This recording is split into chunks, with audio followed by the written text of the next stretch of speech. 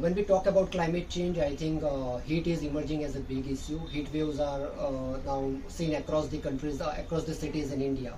Let us understand how heat is impacting urban poor community, and particularly the women. So when the temperature rises, people who are residing in the slum areas or informal settlements are impacted the most.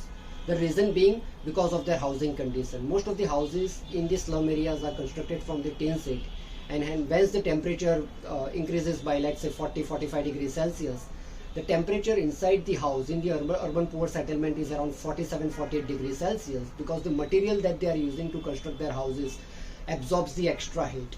Now look at the impact of the heat on the women. So in slum areas, you will see that women are generally home-based workers. So while taking care of their family, they are also working from their home.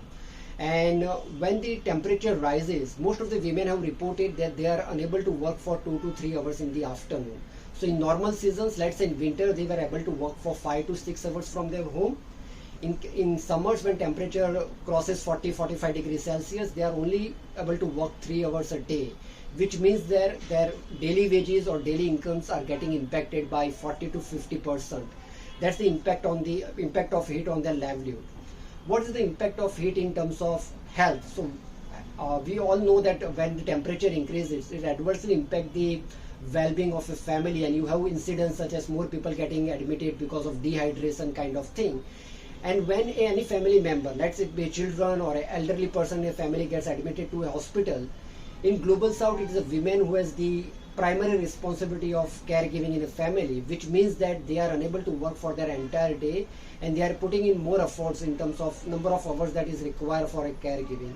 So women are getting impacted most by heat and its impact on the family.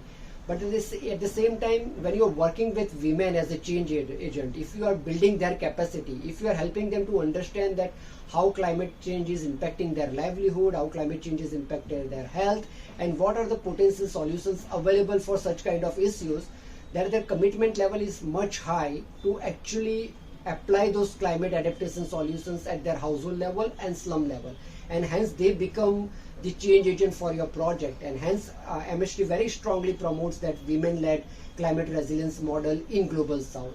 At the same time, in G20, our Honorable Prime Minister also gave a lot of emphasis on women-led development model, which again the emphasis for the women-led development model was that because in Global South the commitment of women is much higher when you talk about sustainability of the project.